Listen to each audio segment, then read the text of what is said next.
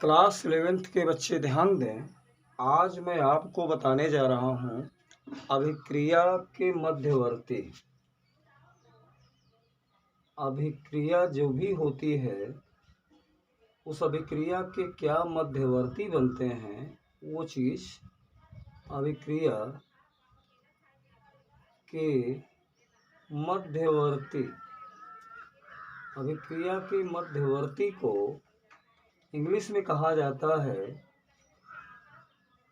Intermediates. Intermediates of reaction. Intermediates of reaction, अभिक्रिया के मध्यवर्ती। सबसे पहले तो ये जाना जाए कि अभिक्रिया क्या होती है। तो किसी भी रासायनिक अभिक्रिया को आप देखेंगे, रासायनिक अभिक्रिया को, किसी भी रासायनिक अभिक्रिया से हमारा मतलब केमिकल रिएक्शन। केमिकल रिएक्शन किसी भी रासायनिक अभिक्रिया में ये चीज़ें बहुत स्पष्ट हैं कि उसमें एक अभिकारक होता है, दूसरा उसमें जो उस पर अटैक करता है वो कहलाता है अभिकर्मक।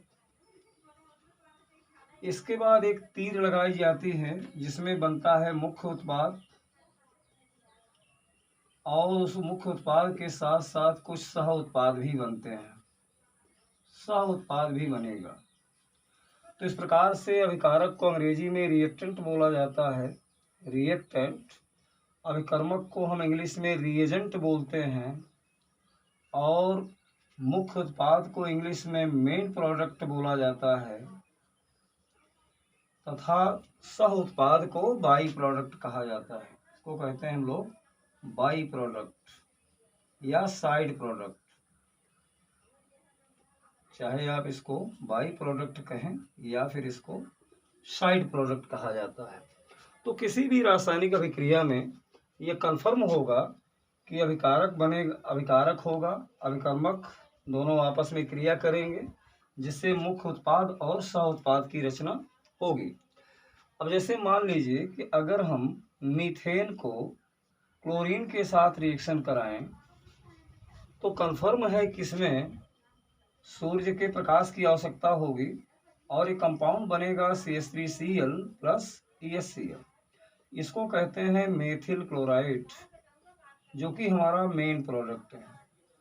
Methyl chloride will be main product here, where methane is reactant and chlorine is reagent here. In the presence of sunlight दोनों आपस में रिएक्शन करेंगे और फॉर्मेशन होगा मेथिल क्लोराइड और HCl का। यहाँ पर HCl जो बने वो कहलाएगी सह उत्पाद, बाई प्रोडक्ट। जबकि अगर मान के चला जाए तो अगर ये 80% फॉर्म होगा तो अप्रॉक्सीमेटली 20% फॉर्म होगा। यानी कभी भी जो मेन प्रोडक्ट होता है, बहुत रेयर केस में वो 100% अचीवमेंट नहीं होता उसका, तो कुछ न कुछ साइड प्रोडक्ट बना करते हैं। अब अपने पास जो एक टर्म आया है रिएक्शन इंटरमीडिएट्स, माने इंटरमीडिएट्स ऑफ रिएक्शन, अभिक्रिया के मध्यवर्ती। अब मध्यवर्ती कहाँ से बीच में आ गया?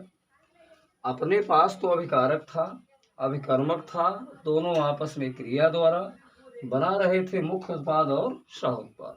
तो याद रहे कि मुख्य उत्पाद और सह उत्पाद के बनने के पहले कुछ ऐसे अस्थायी अणु या आयन भी बनते हैं। क्या बनेंगे? अस्थायी अणु या फिर आयन। अस्थायी अणु या आयन कब बनेंगे?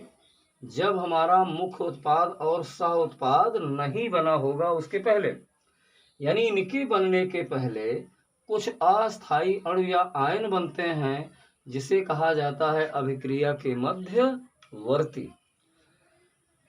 तो इस प्रकार से कहने का मतलब कि जब अस्थायी अणु या आयन बन जाएगा तो यही कन्वर्ट हो जाता है मेन प्रोडक्ट और साइड प्रोडक्ट में।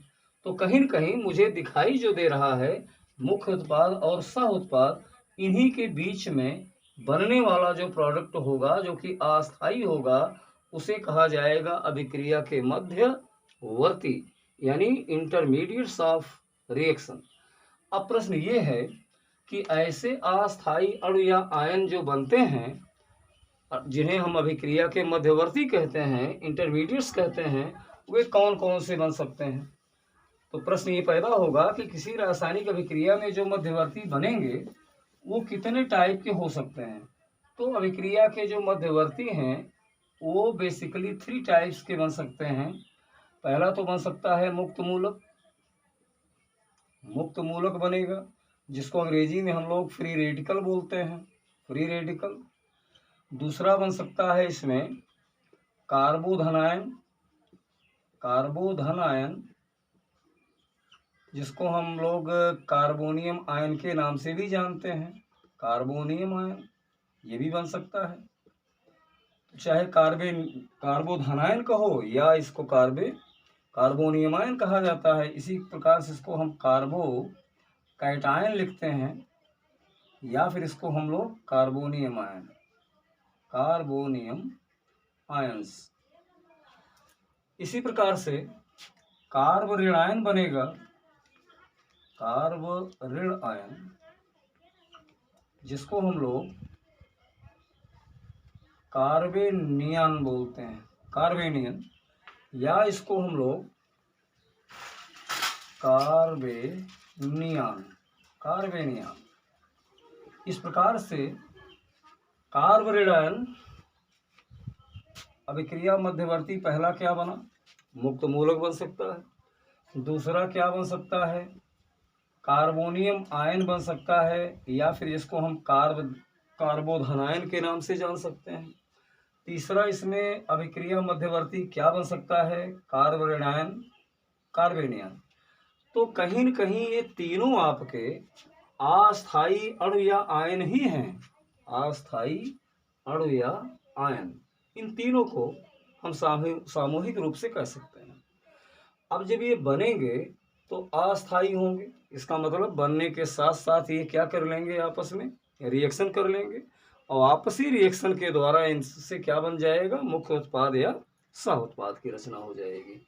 इस प्रकार से आओ देखें कि मुक्त मूलक कैसे बनता है, कार्बोधन आयन कैसे बना, और कार्ब ऋण आयन कैसे बना, और इनकी संरचनाएं क्या हैं, इनके स्थायित्व का क्रम क्या होता है। तो बहुत क्लियर है ये चीज़। मैं आपको उत्पन्न प्रभाव में भी बता चुका हूँ कि जब कभी समान परमाणु होंगे, जैसे ये मान लीजिए कोई अणु है और इसमें एक इलेक्ट्रॉन साझेदारी में, शेयरिंग में पार्टिसिपेट किसने किया, ए ने, और दूसरा इलेक्ट्रॉन किसने किया, इस ए ने किया। और अगर ये दोनों परमाणु समान हैं तो दोनों की विद्युत ऋणात्मकता भी समान होगी, दोनों की इलेक्ट्रोनेगेटिविटी भी समान होगी। तो जब ये गैसीय प्रावस्था में होंगे, गैसीय प्रावस्था में होंगे, या फिर ये सूर्य के प्रकाश में रखे जाएंगे, सूर्य के प्रकाश में होंगे, तो इसमें क्या होगा कि इस प्रकार से इस बंध का विदलन हो जाएगा, जिसको इस एरो द्वारा दिखाया जाता है। अर्थात परमाणु ए ने अपने इलेक्ट्रॉन को पुनः ले लिए और इस ए ने अपने इलेक्ट्रॉन को पुनः ले लिया। तो जब साझेदारी में इलेक्ट्रॉन युग्म नहीं होगा तो इसका मतलब इसको कहते हैं कि बंध का विदलन हो गया, और बंध का विदलन कहलाएगा ये समांगी विदलन। इसे नाम दिया गया समांगी विदलन, इसी को कहा जाता है समांगी विदलन। और विदलन का मतलब होता है बंध का टूटना, इसी को होमोलिसिस भी बोलते हैं, होमोलिसिस।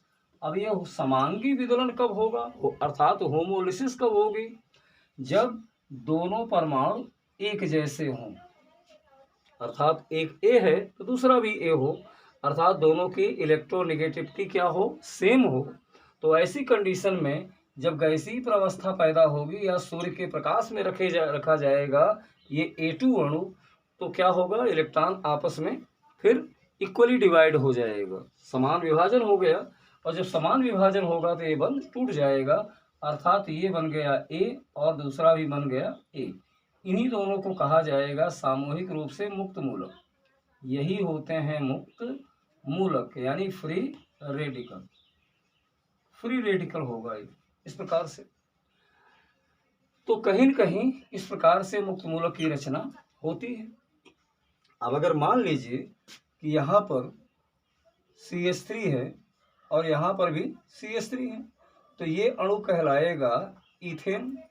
इथेन का मान लीजिए कि हम आपसे कहें कि चलिए समांगी विदलन इसका हो रहा है, समांगी विदलन यानी इक्वली डिवाइडेशन इलेक्ट्रॉन का होगा, तो कन्फर्म है कि एक इलेक्ट्रॉन इसमें ये होगा और दूसरा इलेक्ट्रॉन ये होगा। कार्बन कार्बन के बीच में एक एक इलेक्ट्रॉन की शेयरिंग हुई जिससे कोवैलेंट बॉन्ड फॉर्म हुआ।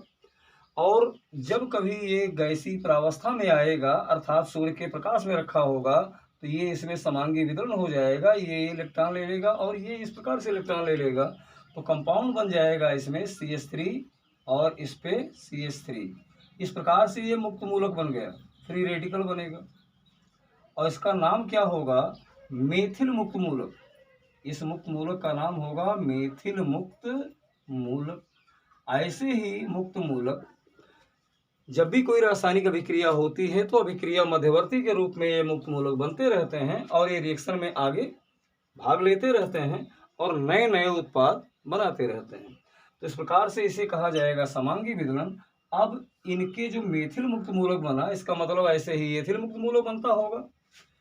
कहने का मतलब हमारा हुआ कि अगर CH3 पर एक इलेक्ट्रॉन है तो ये मेथिल मुक्त मूलक हुआ, मेथिल मुक्त मूलक हुआ। इसी प्रकार से अगर C2H5 पर एक इलेक्ट्रॉन हो जाए तो ये एथिल मुक्त मूलक कहलाएगा, एथिल मुक्त मूलक होगा। इसको आप ऐसा भी लिख सकते हैं CH3 CH2 यानी कार्बन पर अयुग्मित इलेक्ट्रॉन। इसी प्रकार से अगर हम इसको लिखें तो CH3 CH3 और इस कार्बन पर इस प्रकार से, इसको हम आइसोप्रोपिल मुक्त मूलक कह सकते हैं। आइसोप्रोपिल मुक्त मूलक अगर ये बनेंगे तो इस प्रकार से बनते रहेंगे मुक्त मूलक। इसी प्रकार से अगर एक कार्बन पे 3 CH3 लगा दिया जाए इस कंडीशन में तो ये बन जाएगा आपके पास टर्शियरी यानी तृतीयक ब्यूटिल मुक्त मूलक, ब्यूटिल मुक्त मूलक बन जाएगा। अब ये बहुत कन्फर्म है कि ये जो होगा वो 3 डिग्री होगा, ये जो होगा 2 डिग्री फ्री रेडिकल होगा, ये जो होगा 1 डिग्री फ्री रेडिकल होगा, इस पर कोई डिग्री नहीं दी जा सकती। तो इस प्रकार से आप देख रहे हैं कि जिस तरह से यहाँ मुक्त मूलक बनेंगे ऐसे ही इन सब में भी बन सकते हैं। हो सकता है 3 डिग्री मुक्त मूलक बन जाए, हो सकता है 2 डिग्री मुक्त मूलक बन जाए, हो सकता है 1 डिग्री जैसे एथिल बन सकता है एथिल मुक्त मूलक, या फिर मेथिल मुक्त मूलक की रचना हो सकती है। अब मुक्त मूलक के विषय में एक चीज तो जान लें, इसमें अयुग्मित इलेक्ट्रॉन पाया जाता है। अयुग्मित किसी भी मुक्त मूलक में अयुग्मित इलेक्ट्रॉन होगा यानी अनपेयर्ड इलेक्ट्रॉन, इंग्लिश में बोलते हैं अनपेयर्ड इलेक्ट्रॉन प्रेजेंट है इसमें। अब अनपेयर्ड इलेक्ट्रॉन अगर है तो उसको पेयर्ड करने की टेंडेंसी भी होगी इसके अंदर, और यही कारण है कि मुक्त मूलक क्रियाशील होते हैं क्योंकि उनमें एक इलेक्ट्रॉन होता है तो हमेशा पेयरिंग करने का प्रयास में वो रिएक्शन कर जाते हैं, इसलिए मिला करके ये क्रियाशील हुए। अब सबसे पहली बात तो ये हुई कि इनकी क्रियाशीलता का क्रम क्या होगा, ये मैं आपको हाइपर कॉन्जुगेशन में बता चुका हूँ। हाइपर कॉन्जुगेशन में कन्फर्म है कि यहाँ पर जो है देखिए अल्फा हाइड्रोजन कितने हैं 9, यहाँ 9 अल्फा हाइड्रोजन हैं। यहाँ पर कितने अल्फा हाइड्रोजन हैं 6 अल्फा हाइड्रोजन हैं। जबकि यहाँ कितने अल्फा हाइड्रोजन हैं 3 अल्फा हाइड्रोजन हैं। यहाँ पर कितने अल्फा हाइड्रोजन है, अल्फा हाइड्रोजन नहीं है, ये अल्फा हाइड्रोजन नहीं है। इसका मतलब वहाँ अतिसंयुग्मन ही नहीं होगा। तो जहाँ अतिसंयुग्मन ज़्यादा होगा इसका मतलब वो ज़्यादा अस्थायी होगा। तो मुक्त मूलक के अस्थायित्व का क्रम हम क्या लिखें, मुक्त मूलक के अस्थायित्व का क्रम जो लिखा जाएगा, मुक्त मूलक के अस्थायित्व का जब आप क्रम लिखेंगे, अस्थायित्व का क्रम यानी stability order of free radical, तो आप लिखेंगे 3 डिग्री ज़्यादा स्टेबल होगा 2 डिग्री से, 2 डिग्री ज़्यादा होगा 1 डिग्री से, और 1 डिग्री ज़्यादा होगा मीथिल मुक्त मूलक से। कहने का मतलब कि अस्थायित्व का क्रम अगर देखा जाए तो 3 डिग्री वाला अति संयुग्मन प्रभाव के कारण अपेक्षाकृत ज़्यादा स्थायी होगा, यानी हाई स्टेबल होगा। लेकिन अब इसमें अगर स्ट्रक्चर की बात की जाए तो हम मेथिल मुक्त मूलक के स्ट्रक्चर को देखें। अब जैसे इसमें कार्बन के पास हाइड्रोजन कितने हैं? 3। यहाँ पर कार्बन के साथ हाइड्रोजन कितने हुए? 3। और इसके के पास अयुग्मित इलेक्ट्रॉन है। इस प्रकार से इसके अंदर जो HCH बॉन्ड एंगल होगा वो 120 डिग्री का होगा, 120 डिग्री का। और जो संरचना बनेगी वो समतल त्रिकोणीय बनेगी। इसको कहते हैं समतल त्रिकोणीय संरचना। ऐसी संरचना प्लेनर ट्रायंगुलर स्ट्रक्चर बोली जाती है। इसको बोलेंगे प्लेनर ट्रायंगुलर स्ट्रक्चर। तो इस प्रकार से याद रहे कि मुक्त मूलक का जो जैसे मेथिल मुक्त मूलक है इसकी संरचना कैसी होगी? समतल त्रिकोणीय होगी। और इसमें कितने सिग्मा बॉन्ड हैं? 1 2 3। अर्थात इसमें sp2 प्रकार का संकरण होगा, sp2 प्रकार का संकरण होगा। अब ये संकरण क्या है? सिग्मा बंधों की संख्या, जिसे आप पढ़ेंगे, एक चैप्टर है केमिकल बॉन्डिंग के अंतर्गत रासायनिक बंधन में। तो sp2 प्रकार का संकरण इसमें होगा। बंध कोण का मान कितना होगा? 120 डिग्री। और ज्यामिति संरचना कौन सी होगी? ज्योमेट्रिकल स्ट्रक्चर इसका समतल त्रिकोणीय होगा। तो ये बात आप मुक्त मूलक में जाने। और याद रहे कि मुक्त मूलक में अयुग्मित इलेक्ट्रॉन के कारण यह क्या होता है? अनुचुंबकीय होता है, अनुचुंबकीय होता है। और कैसा होगा? क्या नेचर इसका होगा? अनुचुंबकीय को क्या बोलेंगे? पैरामैग्नेटिक। यानी इसका स्वभाव कैसा होगा? पैरामैग्नेटिक होगा। और ये और कैसे होते हैं? उदासीन होते हैं। यानी ना इस पर धन आवेश होगा और ना ऋण आवेश होगा। यानी इनका नेचर जो है कैसा होगा? न्यूट्रल, उदासीन होगा। Neither positive nor negative charge develop on free radical due to unpaired electron they will be paramagnetic. Means if free radical placed in magnetic field then it will be attracted towards magnetic field। इसका मतलब अगर हम methyl मुक्त मूलक या कोई भी मुक्त मूलक को चुंबकीय क्षेत्र में रख दें तो अयुग्मित इलेक्ट्रॉन के कारण उनका क्या होगा? चुंबकीय क्षेत्र में आकर्षण होगा। और इस प्रकार से इसी गुण को कहा जाता है अनुचुंबकीय होना। तो ये मुक्त मूलक के विषय में है। और उसके बाद आगे चलिए। इसके बाद अभी अपने को देखना है कि कार्बोनियम आयन क्या है। कार्बोनियम जैसे मान लीजिए कि CH3 है और इसके यक्स इसमें आ गया। अब CH3 यक्स का मतलब कि कोई हैलो एल्केन होगा। ये CH3 के साथ अगर कोई यक्स जुड़ जाए, अब यक्स का मतलब क्या हुआ? एक्स की जगह पर Cl हो सकता है, Br हो सकता है, या फिर I हो सकता है। इनमें से कोई हो सकते हैं, यानी एनी वन हैलोजन। अगर हैलोजन ले लिया जाए, कोई हैलो एल्केन हम ले लें, तो यहाँ पर एक इलेक्ट्रॉन कार्बन का होगा। हाइड्रोजन तो लगता है कार्बन की संयोजकता को संतुष्ट करने के लिए। कार्बन का 1 इलेक्ट्रॉन और एक्स का 1 इलेक्ट्रॉन साझेदारी में हुई। अब साझेदारी में कन्फर्म है कोई भी हैलोजन जो हैं वो कार्बन से ज़्यादा विद्युत ऋणात्मक होते हैं, उनकी इलेक्ट्रोनेगेटिविटी ज़्यादा होती है। यानी इलेक्ट्रॉन को क्या कर सकते हैं? अपनी ओर आकर्षित कर लेंगे। जब अपनी ओर आकर्षित कर लेंगे तो इस प्रकार से दोनों इलेक्ट्रॉन अगर एक्स की ओर आ गया तो कार्बन पर प्लस हो गया और एक्स पर क्या हो गया? 2 इलेक्ट्रॉन के साथ माइनस। तो जब कार्बन पर पॉजिटिव चार्ज आ जाए तो इसको कहेंगे मेथिल कार्बोनियम आयन। इसे पढ़ा जाएगा मेथिल कार्बोनियम आयन के नाम से जानेंगे। ये होता है कार्बोनियम। यानी कार्बन पर धन आवेश का आ जाना यह कहलाएगा वर्ड कौन सा? Carbonium ion.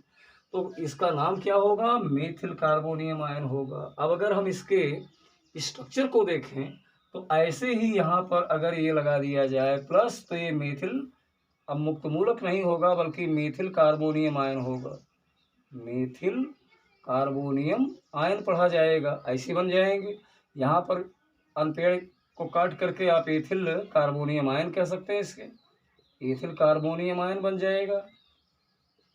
और इस प्रकार से अगर ये इसको निकाल के प्लस लगा दिया जाए तो ये आइसोप्रोपिल कार्बोनियम आयन बोला जाएगा।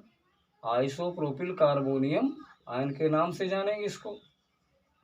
इसी प्रकार से अगर यहाँ पर प्लस लगा दिया जाए तो अब एक तृतीयक ब्यूटिल मुक्त मूलक न हो करके अभी कहलाएगा कार्बोनियम आयन। तो कार्बोनियम आयन भी उसी प्रकार से मुक्त मूलक की तरह 3 डिग्री हो सकते हैं, 2 डिग्री हो सकते हैं, 1 डिग्री हो सकते हैं, और मेथिल कार्बोनियम आयन पॉसिबल है, बनेगा इस प्रकार से। अब प्रश्न ये है कि अगर ये बनेगा तो इसके स्ट्रक्चर कैसे होंगे। तो कार्बन पे आप लीजिए, कार्बन पे कितने हाइड्रोजन हैं, कार्बन पर हाइड्रोजन 3, और इसके पास क्या लगा है, प्लस। तो जो ऐसी स्ट्रक्चर हैं इसमें भी साफ है सिग्मा बंध की संख्या कितनी है, 3। तो इसमें भी sp2 प्रकार का संकलन होगा, sp2 प्रकार का संकलन होगा इसमें। और जहाँ sp2 प्रकार का संकलन होता है वहाँ बंध कोण का मान कितना होता है, बॉन्ड एंगल कितने का होगा, 120 डिग्री का। ज्योमेट्रिकल शेप कैसा होगा, ज्यामितीय संरचना कैसी होगी, समतल त्रिकोणीय, समतल त्रिकोणीय होगी, ट्रायंगुलर होगी। लेकिन एक विशेष चीज ये है कि जो कार्बोनियम आयन हुआ करते हैं उसमें 3 हाइड्रोजन में 1 इलेक्ट्रॉन कार्बन का, 1 इलेक्ट्रॉन हाइड्रोजन का। ऐसे यहाँ भी 1 इलेक्ट्रॉन कार्बन का, 1 इलेक्ट्रॉन हाइड्रोजन का, यहाँ भी 1 इलेक्ट्रॉन कार्बन का, 1 इलेक्ट्रॉन हाइड्रोजन का। तो कहने का मतलब किसी भी कार्बोनियम आयन में आप देख रहे हैं कि टोटल इलेक्ट्रॉन कितने हैं, 6। इसका मतलब इसका ऑक्टेट फुलफिल नहीं होता। अब अगर ऑक्टेट फुलफिल नहीं है तो इसका मतलब ये इलेक्ट्रॉन न्यून यौगिक कहलाएंगे, इलेक्ट्रॉन न्यून यौगिक। इलेक्ट्रॉन न्यून यौगिक से आपका क्या मतलब, इलेक्ट्रॉन डिफिशियंट कंपाउंड है, इसमें इलेक्ट्रॉनों की कमी है। और लुईस नामक वैज्ञानिक ने बताया था कि जिसमें इलेक्ट्रॉन की कमी हो इनको कहा जाएगा लुईस अम्ल। तो जितने कार्बोनियम आयन हैं आप उन्हें लुईस एसिड कह सकते हैं, क्योंकि वही इलेक्ट्रॉन न्यून यौगिक होते हैं जिसमें इलेक्ट्रॉन की कमी होती है। और इलेक्ट्रॉन की कमी साफ दिख रही है कि कार्बन के बाह्यतम कोश में टोटल इलेक्ट्रॉन की संख्या कितनी होगी, 6 होगी। तो 6 होने का मतलब कि ये हमेशा चाहेंगे कि अपना ऑक्टेट हम फुलफिल करें, अर्थात अष्टक को पूर्ण करें। अब रही बात इसके स्थायित्व का क्रम, तो स्थायित्व का क्रम उसी प्रकार होगा जैसे मुक्त मूलक में था, यानी 3 degree carbonium ion, 3 degree carbonium ion ये ज़्यादा अस्थायी होगा 2 डिग्री से, और 2 डिग्री ज़्यादा होगा 1 डिग्री से, 1 डिग्री ज़्यादा होगा मेथिल कार्बोनियम आयन से। ऐसा क्यों, क्योंकि रीजन वही है कि अति संयुग्मन प्रभाव के कारण हाइपर कॉन्जुगेशन। तो हाइपर कॉन्जुगेशन पढ़ना अति आवश्यक है क्योंकि उससे कई स्थायित्व का क्रम पता लगता है। कार्बोनियम आयन का भी स्थायित्व यही होगा, कार्बोनियम आयन के स्थायित्व का क्रम, स्थायित्व का क्रम जो होगा यानी order of stability of carbonium ion written as following, इस प्रकार से लिखा जा सकता है इसको। अब इसकी हम व्याख्या किस आधार पे कर सकते हैं, अति संयुग्मन प्रभाव के आधार पर, हाइपर कॉन्जुगेशन के बेस पर इसको हम एक्सप्लेन कर सकते हैं। तो इस प्रकार से आपने देखा कि जितने कार्बोनियम आयन हैं they are Lewis acid because of electron deficient compound, क्योंकि इसमें इलेक्ट्रॉन की कमी होती है। अब आइए चलते हैं हम कार्बेनियन पर। कार्बेनियन में देखिए, कार्बेनियन आयन में, कार्बेनियन जब कार्बन पर ऋण आवेश आ जाए यानी निगेटिव चार्ज डेवलप हो जाए जब कार्बन पर, तो उसे कहा जाएगा कार्बेनियन। जैसे मान लीजिए CH3 है और यहाँ पर मैंने कोई कंपाउंड Y को अटैच कर दिया। अब वो इसके बीच में देखिए 2 इलेक्ट्रॉन होंगे, 1 इलेक्ट्रॉन होगा कार्बन का, 1 इलेक्ट्रॉन होगा Y का। लेकिन माना जाए कि Y की विद्युत ऋणात्मकता, यह मानना पड़ेगा आपको कि Y की विद्युत ऋणात्मकता कार्बन से कम है, कार्बन से कम है, ये कंडीशन होनी चाहिए। If Y is less electronegative compare to carbon, अगर कार्बन से कम है तो जाहिर सी बात है Y की विद्युत ऋणात्मकता कार्बन से कम है। इसका मतलब कि carbon is more electronegative element compare to Y, ये चीज आप दिमाग में होना चाहिए।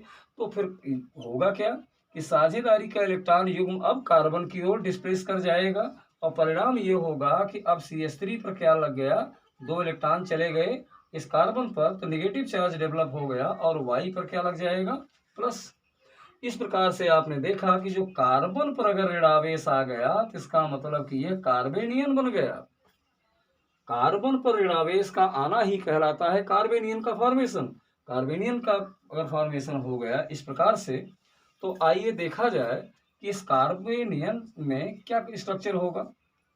यहाँ पर इस प्रकार से हाइड्रोजन, इस प्रकार से हाइड्रोजन, इस प्रकार से हाइड्रोजन, नेगेटिव चार्ज यही है। और 2 इलेक्ट्रॉन जो होते हैं इसको आप एकाकी इलेक्ट्रॉन युग्म कहते हैं, लोन पेयर।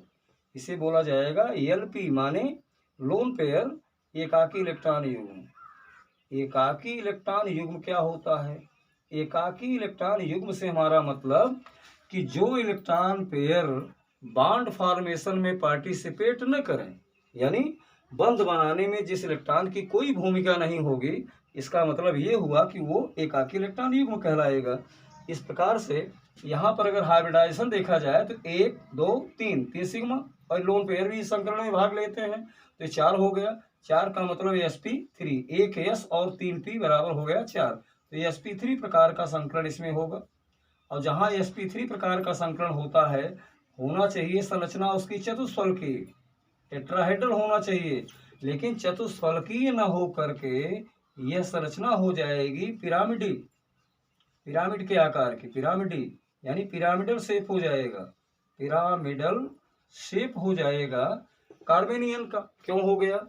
क्योंकि अगर एक लोन पेयर होता है तो यहाँ पर वैस्पर सिद्धांत लग जाता है, और वैस्पर सिद्धांत कहता है कि एक लोन पेयर होने से बंध कोण का मान 2.5 डिग्री कम हो जाता है। तो चतुष्फलकीय अगर संरचना होनी चाहिए थी तो बंध कोण होता है 109.5 अंश, अन्यथा ये 2.5 डिग्री माइनस कर दीजिए, ये लगभग आ जाएगा 107.5 डिग्री का जो बंध कोण होगा इसके अंदर पिरामिडी संरचना को डेवलप कर देगा। इस प्रकार से कार्बेनियन में देखा कि जब कार्बन पर नेगेटिव चार्ज डेवलप हो जाए तो उसे हम कहते हैं कार्बेनियन। तो इस प्रकार से कार्बेनियन में अगर अस्थायित्व का क्रम हम देखें तो यहाँ पर अस्थायित्व का क्रम ठीक अपोजिट होगा। अपोजिट इसलिए होगा, यहाँ पर देखिए बेंजिल कार्बेनियन जो है ये ज़्यादा अस्थायी होगा एलिल कार्बेनियन से, और ये ज़्यादा होगा मेथिल से, और मेथिल ज़्यादा होगा 1 डिग्री से, 1 डिग्री ज़्यादा होगा 2 डिग्री से, और 2 डिग्री ज़्यादा होगा 3 डिग्री से। कहने का मतलब अस्थायित्व का सही क्रम ये होगा, अस्थायित्व का सही क्रम जो होगा वो ये होना चाहिए, करेक्ट ऑर्डर ऑफ स्टेबिलिटी। क्यों होगा? क्योंकि बेंजीन कार्बेनियन में हमने आपको बताया था कि अनुनाद इसमें 5 अनुनादी संरचनाएं डेवलप होती हैं इसमें, लेकिन एलिल कार्बेनियन में हमने बताया था आपको कि केवल 2 ही रेजोनेटिंग स्ट्रक्चर पॉसिबल है, 2 अनुनादी संरचनाएं दे सकता है। और मेथिल कार्बेनियन में चूंकि CH3 पर प्लस आई प्रभाव न्यूनतम होता है तो यहाँ नेगेटिव चार्ज की इंटेंसिटी जो है वो कम होगी, और लेकिन 3 डिग्री में इंटेंसिटी ज़्यादा बढ़ जाएगी, क्योंकि 3 डिग्री कार्बोनियम आयन में प्लस आई प्रभाव ज़्यादा होगा। तो जहाँ कार्बन के नेगेटिव चार्ज जब सब पे हैं तो नेगेटिव चार्ज पर अगर बढ़ गया कार्बन पर, यानी सेंट्रल आइटम पर अगर कार्बन का चार्ज बढ़ गया तो इसका मतलब ये हुआ कि वो कम स्थायी हो जाएगा। तो यहाँ ठीक अपोजिट मामला होता है कार्बोनियम के, कार्बेनियन में यह मामला ठीक कार्बोनियम का अपोजिट होता है।